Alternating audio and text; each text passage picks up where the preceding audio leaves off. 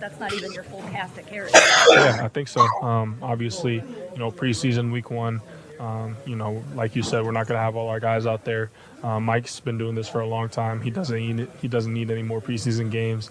Same with Baker and a bunch of the other offensive guys, offensive linemen. So we have a lot of pieces that weren't there tonight that are just going to be a bigger help when they are. So I think we just got to use this energy, use this momentum, and build and carry this on throughout preseason and into the regular season. Hello, Bucs fans. We are back. It's Real Bucs Talk here live on a Monday, and I'm very excited that I have a special guest, and that is Josh Queipo from Pewter Report. Just awesome guy. Talks about the salary cap, contracts, football analysis. He does it all. So I appreciate you joining me here tonight, Josh. I appreciate the intro. I don't do Windows, though. Almost all. Yeah. So I appreciate you having me on. Plus, it's always great to talk shop with you. I thoroughly enjoy the channel, and I think you do an absolutely amazing job bringing nuanced analysis to the team you love so much. I do. Yeah. I mean, it was exciting week one preseason. I mean, they won 29-7 in pretty convincing fashion. I mean, pretty much just took over the game from the start, never let it go. And defense, offense, everything, special teams, punting looked good. So, I mean, it was a combination of all the things that, we've been looking for, especially from last year. And now this year, it seems like the new emphasis of being more aggressive on both sides definitely took a leap on Saturday night. But just your overall thoughts, from watching this game. Yeah, I think preseason week one, the thing you really want to see is any young players who are out there, is there flashes of their best traits showing up in a game against similar talent? Are your evaluations up until this point proven true, or are they showing something that they never showed, in college or whatever data you already have on them? And I'd say when it comes to some of these young Bucs who do figure to be on the team when they get to the regular season, by and large, for those young players, it was overwhelmingly positive. So you think about the draft picks who did play. Emeka Egbuka, good game, showed exactly what he showed at Ohio State. You look at Jacob Parrish. It wasn't perfect for Parrish, right? A couple of those slot reps, he got out leveraged. He's going to have to work on closing those inside releases. But there was a lot of really good stuff too. Forced 2 incompletions. The instincts were there, the ability to break on the ball. Elijah Roberts was another draft pick who got some rep. I saw somebody post this, out of all rookie pass rushers across the NFL in week one, Elijah Roberts had the highest pass rush win rate. He's going to have to work on his run defense. He's never really asked to fit the run as an inside guy before, so it's a skill he's developing. But by the end of the game, he had held up against one double team. That's a step forward. So positives from the draft class. From some of the undrafted free agents, rookie free agents, there's a couple. I know there's one that you and I are definitely going to talk a lot about. But the linebackers showed up pretty well. J.J. Roberts showed up really well. And then a couple of the second-year guys. I was so excited about Jalen McMillan's catch on that first, I think it was the first drive. Yeah. Something that he struggled with in college, something he struggled with in his rookie year, just being able to make a difficult contested catch where he had to contort his body and really make a strong catch. You can see that he's been working in the offseason on getting stronger. So arrow up for Jalen McMillan too. I mean, it's a embarrassment of riches, really. When you look at, Cade Otton came back to practice today, and I said tight end 1 is back. That tweet got up a lot of attention, just because it's crazy to think about, like, Cade Otton is going to be just that everything underneath kind of tight end, and they can utilize him more in a vertical aspect. The same thing with like Devin Culp, even Payne Durham. So like all these weapons that you have and the ability to create that space, especially in the middle of the field, I think it's going to be a lot of fun to see how Baker reacts to that, because I think him throwing outside the numbers, we've already talked about it, like he is really good from that aspect, throwing outside the numbers, and then also coming back to the middle, hitting those skinny posts and, hitting the seam plays as well. So that I think is going to play a little bit more into his strengths, where they can kind of pick their poison and choose, each side of the field. Yeah, I love what he brought out with Otten is, and one of the things that I think is underrated with his game, the Bucs have used him as a vertical pusher in the past. Like they've done a lot of bunch sets where he ends up running the point and he pushes vertically and he pushes the safeties back and creates the space underneath for some of those receivers you talked about. Right. So he's such an underrated part of this offense. And to hear that he came back to practice this week was what was a positive sign for what this offense can be this year. Yeah, for sure. I think it's going to be just cool how they incorporate it, but also like I think the run game, when we saw that, and I'll bring back the stats up. I mean, 100. I know it's preseason, but still, just to see the Bucs running the football the way that they did, I think is very important. And especially you got over 178 yards, 41 attempts. I mean, obviously they weren't going to put the ball in Bazak's hands a lot, and they did a good job of limiting him, but also they ran the ball. And I think that was cool to see some different type of runs. We also showed that, like, I went back in the tape of Miami, and those are where those condensed splits come in. And like they use those to set up the run game, whether it's outside or inside. That is something that I saw in this game against the Titans, which I think is going to be fun to see how they utilize it with Bucky and Rashad and everybody there. Yeah, they didn't really even get any counter. Right. No, not many counters, but just, using the wrap plays that we usually see, the tight ends, coming around, and even the receivers, utilizing that, those aspects I thought was really cool. Yep. And then you saw a lot of Sean Tucker looked phenomenal. Yeah. Rashad White looked good before he went down with that groin injury. Right. And then even Owen Wright, who's a guy they took off the scrap heap. I mean, he literally was just signed because other guys were injured. And he had a hard day running. Wasn't anything. I didn't think there was anything from Wright that was like super. What's the word I'm looking? Transcendent, but just running hard behind that line. You get a guy who can run north and south behind a line like this, and he can do some things. He broke some tackles. He created yards after contact. Wasn't super wiggly, but yeah, there was even the touchdown that I think got called back where he got to the corner. He was able to run the corner and turn upfield and score before it got overturned. So yeah, it was just a really good night. There were very few parts of that offense or defense that I think were disappointing. Even the stuff that somebody might point to and say, well, that like Elijah Klein, right? He had the fumbled snap. I think it wasn't his greatest game. It was also his first game playing center, right? You've got to have a little bit of grace for something like that. He's still learning the position, and they're trying to create some versatility with him. So, I think it was a great night for the offense. The one thing that I wish I would have seen more of, just from Trask and the guys he was playing with at the beginning of the game, was just finishing drives a little bit better. I think they had 3 drives, 1 touchdown, 2 field goals. You would have liked to have seen that inverted with 2 touchdowns and 1 field goal.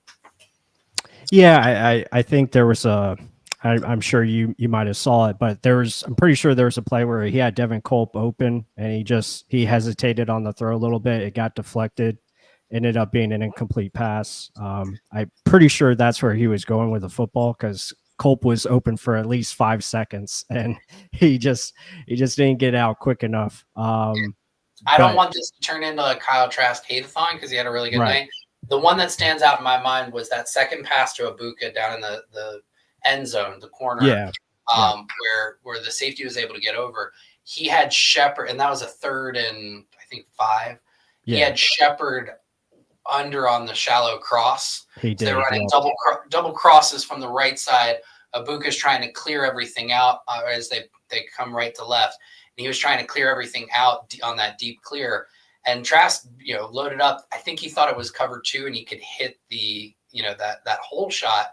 But he had Shep on that shallow cross. It would have been an easy dump off for an easy first down. Wish he would have picked that up rather than trying to force that really difficult throw. And that would have kept the drive alive and probably led to another score.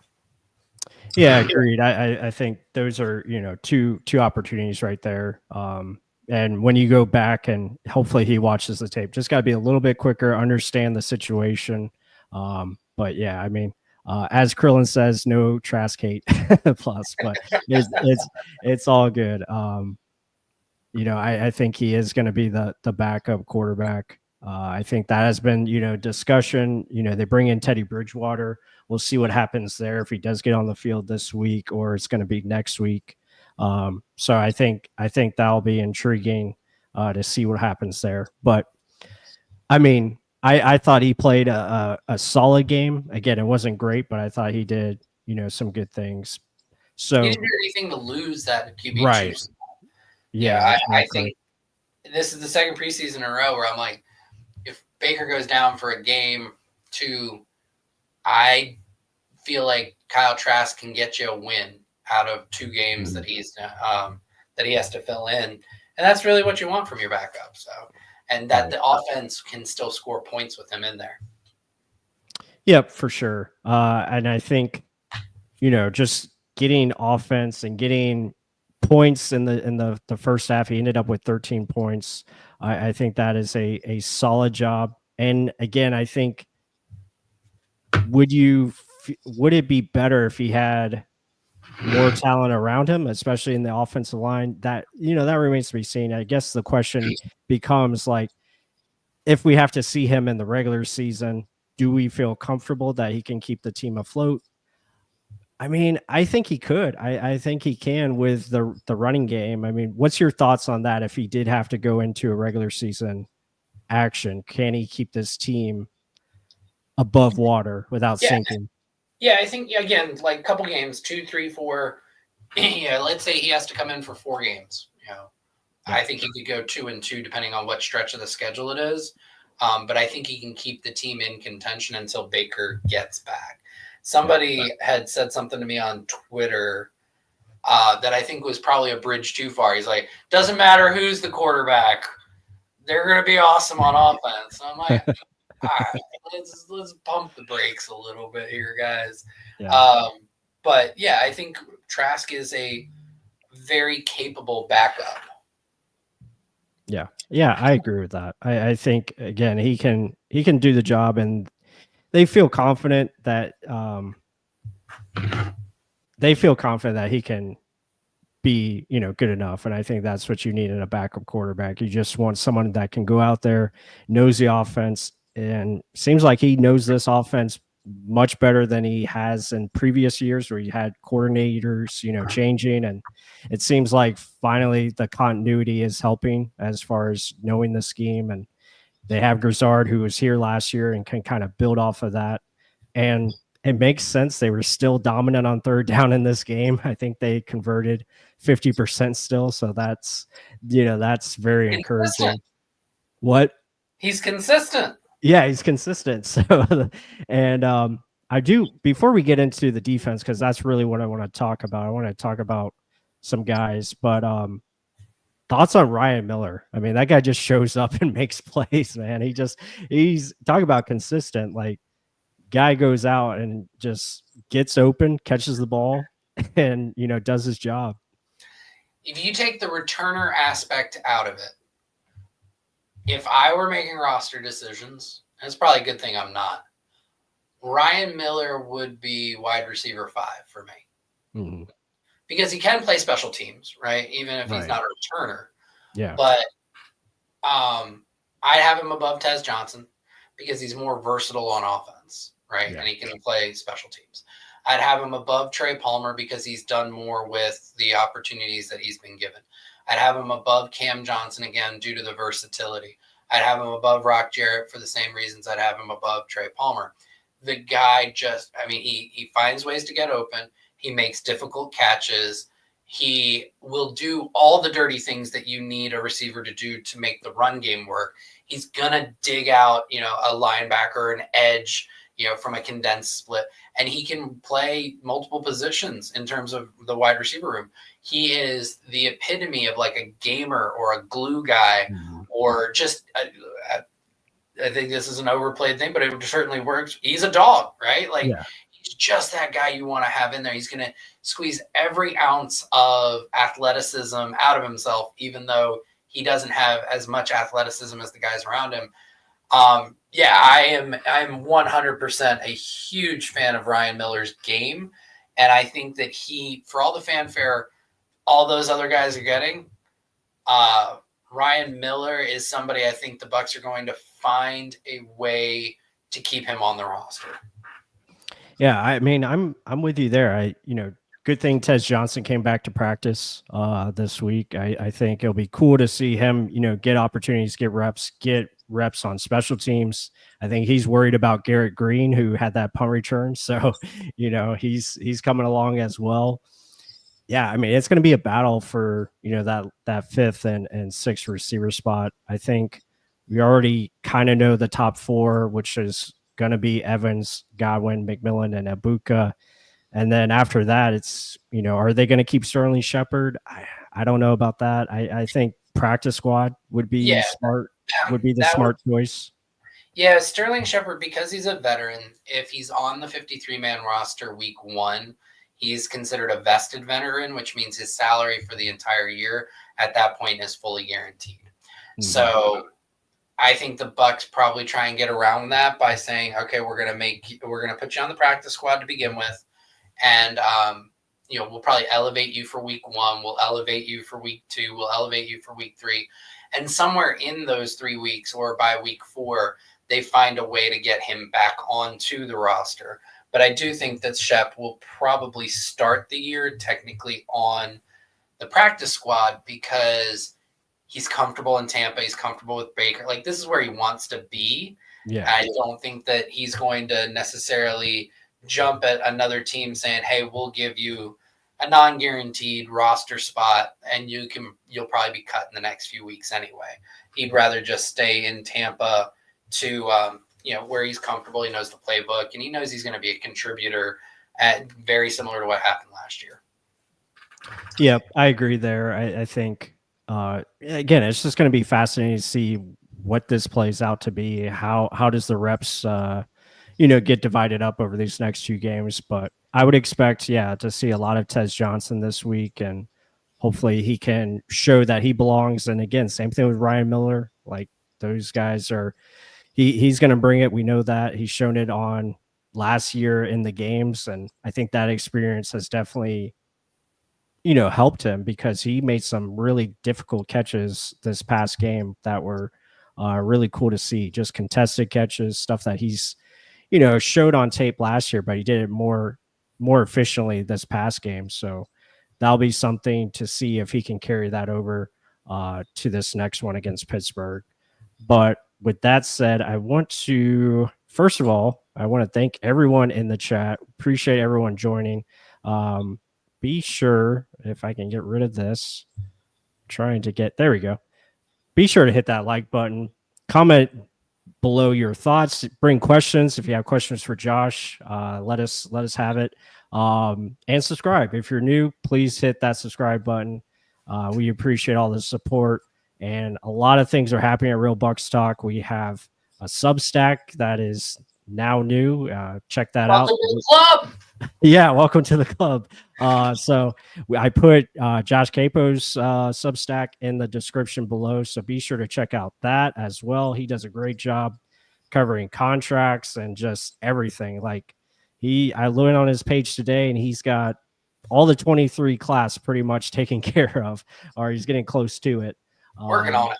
Yeah, he's working on it. But yeah, a lot of great stuff there. So be sure to check him out. And check out our Substack. We got a couple of exclusive videos up there. Vita Vea and Kalijah Cansey, 38 minutes of film, just them dominating at will. And then we have Bucky Irving and Rashad White in the run game, and 30 more 8 minutes of that. And we just talk about the ground attack and how good it can be. It can be even better this year, which is crazy to think about. I really do. Yeah, for your viewers, I'll give the pitch for why they should join your Substack. YouTube is very strict on their licensing and copyright, and especially when it comes to sharing film.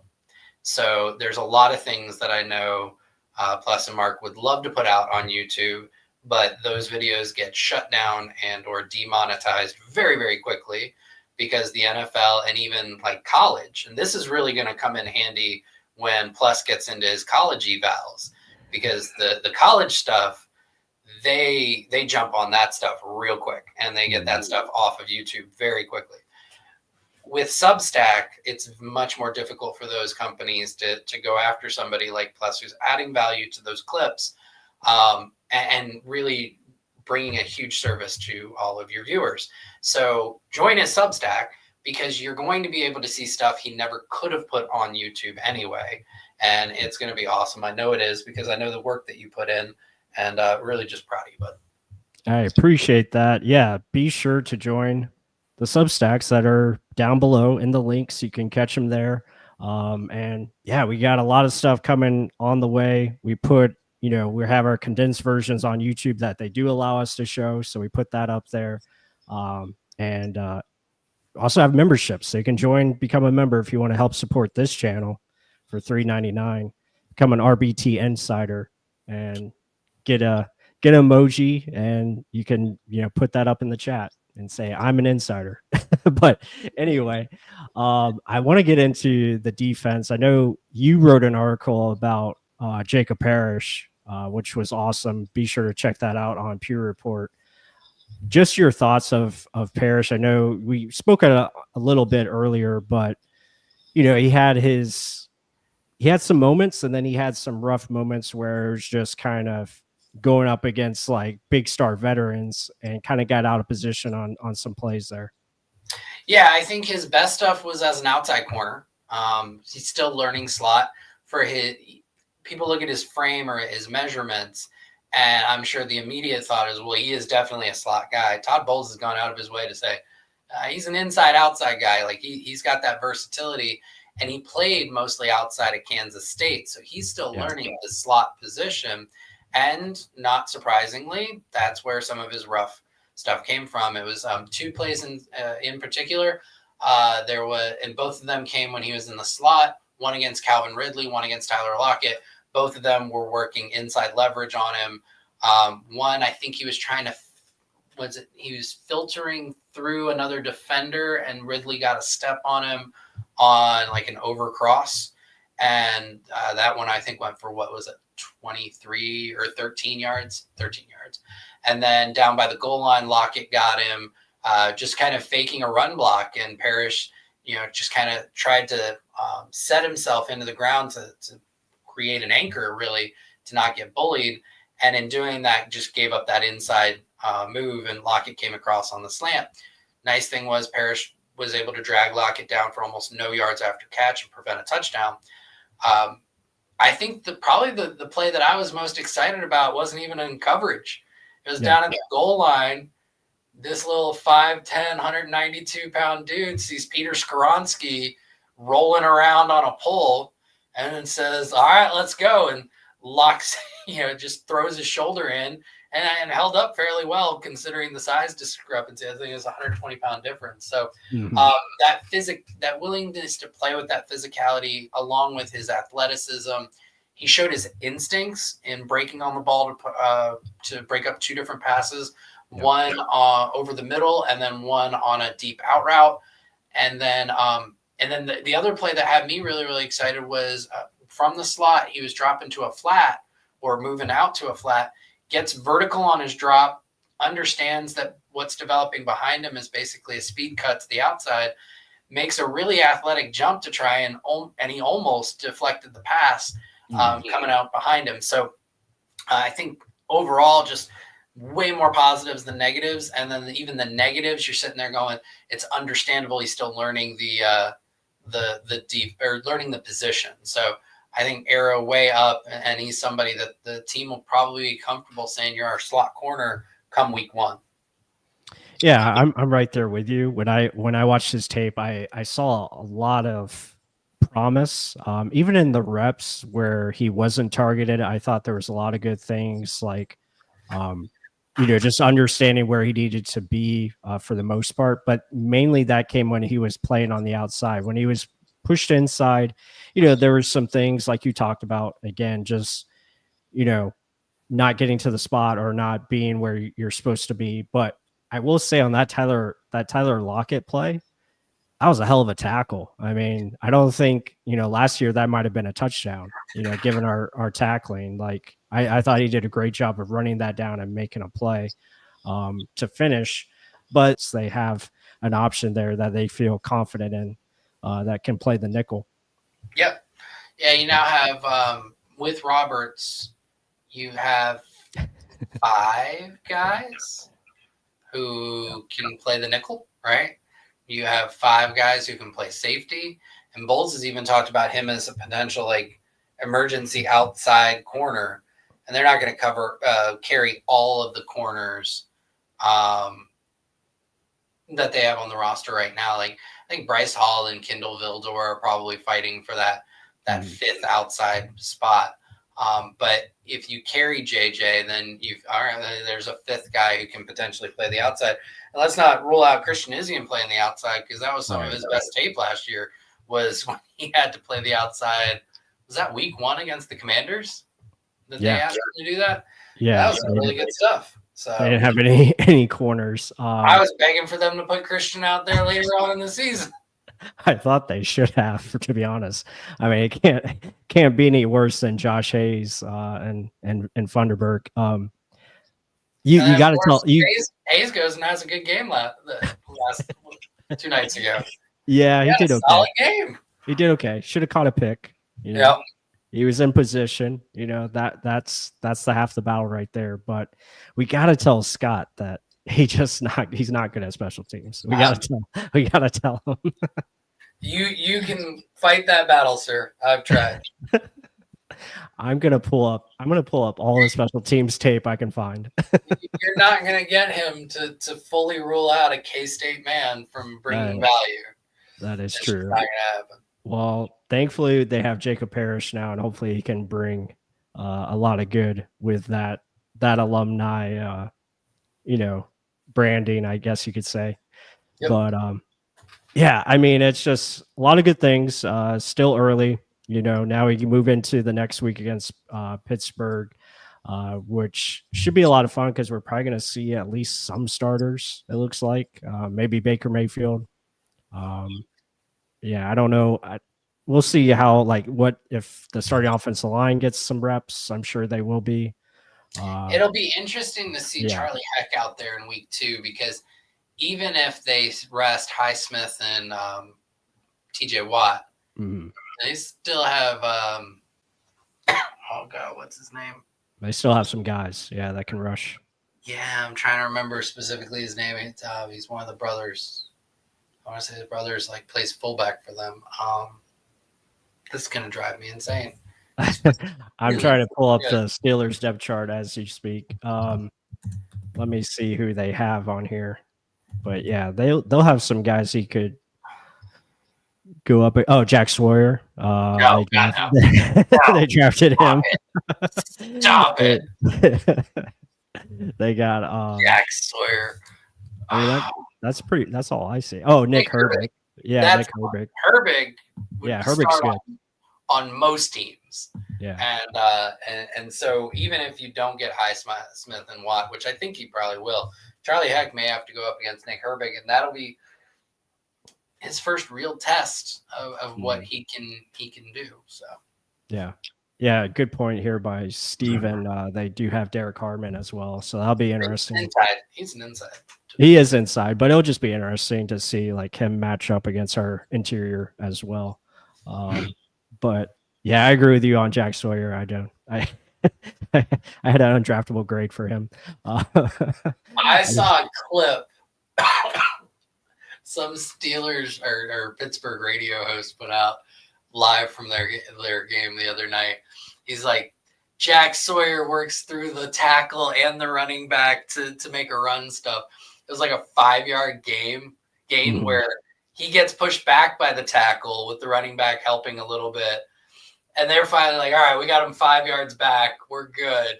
And he cleans up at the end. And this guy's making it out to be like some all-star play. I was like, what are we doing?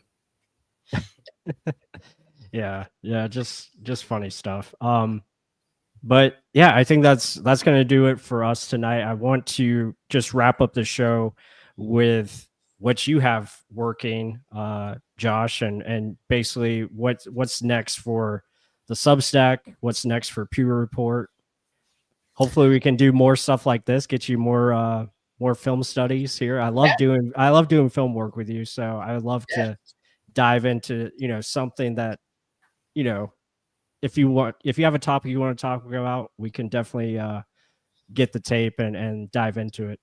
Hour and a half on Riley Dixon. That sounds good, man. So with Pewter Report, I have been going through the tape from Saturday night. So my next couple of articles that I'm hoping to write up, I'm going to look at some of the depth offensive line pieces and see who had a good week. I think I haven't dug fully into him, but from my live viewing, Ben Chikuma really surprised me in a good way. Luke Haggard had some really good snaps, especially down at the goal line when they got the touchdown. He was pushing really, really hard on that. So there's one, that's going to be one. I was planning on doing a JJ Roberts article. So a lot of what you heard between you and me here today, probably going to be in that. And then I'm trying to think if there was anybody else that I really wanted to feature. I was going to look at Elijah Roberts and Chris Braswell as the depth pass rushers as the team will go into the season. On the Substack, you mentioned it. I've been so for those of you viewers who don't know, guys who sign rookie contracts are not eligible for extensions until after their third year in the NFL. So right now, 2023 draft picks are not allowed to get extensions. However, they're already starting to build their value. Their representation is certainly starting to kind of create these cases for who do they profile to figure out what kind of extensions they might get next year. And so I've been going through the 2023 draft class and just looking at some of those top players who are creating value, who are most likely to get extensions next year, what those extensions might look like based on their current valuations. So I've done the entire offense, done edge, or interior defensive line, just did edge. I think I put that out yesterday. So we'll be moving to linebacker this upcoming weekend. That is on my Substack. If you want all of the content on my Substack as it relates to contract projections, it's just $5 a month or $50 a year. And then when free agency comes around, last year, really proud that I had the most valuations out there. I think it was something like over 200, over 300. I can't remember. It's a lot. So that's what I'm planning on doing this upcoming off season as well. So if you're somebody who likes to say, well, this is what I would do if I were the Bucs, you can use these projections to kind of figure out what kind of contracts you would have to give out to get the players that you think put them over the top. So, and I think that's everything I've got going on right now. That's awesome, man. Awesome. I will always, support your content because it is up there. It's one of the best. And I can't imagine how much Kalijah Kancey is going to make. He's probably going to get a lot of money. Did you have him at a high dollar amount? Yeah. Kalijah had a pretty good number. I can pull it up real quick. Give me 1 second here. I saw. I think I saw Yaya on there as well, and Yaya, he's in contention to get a nice contract as well. He's in that tier 2. Will Anderson's kind of in a tier all by himself, and then Yaya is a part of that second level. So Kalijah Kancey, out of the 5 top interior defensive linemen from that draft class, in terms of who have established their value, I've got Kalijah at the 3rd highest APY at about $24 million a year. just $500,000 less than Kobe Turner of the Rams. And then again, somebody kind of in their own world is Jalen Carter of the Eagles. Yeah. Yeah. I mean, I think that would be the wise move for the Bucs. I think he is the future of the defensive tackle position. You have Vita Vea, getting up there in age, and obviously his contract, I think, ends not next year, but the year after that, I think it is. 2026, I want to say, is his last deal. Okay, so and next season. Yeah, they haven't converted any of his money in a couple of years, which is a signal that the team is I'm not saying planning to be without him, but they want to keep their options open. They don't want to be forced into just kind of extending him to avoid a dead cap hit. So as of right now, if Vita were to play out his full contract based on where they're at right now, in 2027, he'd only be a $2.3 million dead cap hit because they haven't pushed any money forward. Okay. Yeah, I mean, so...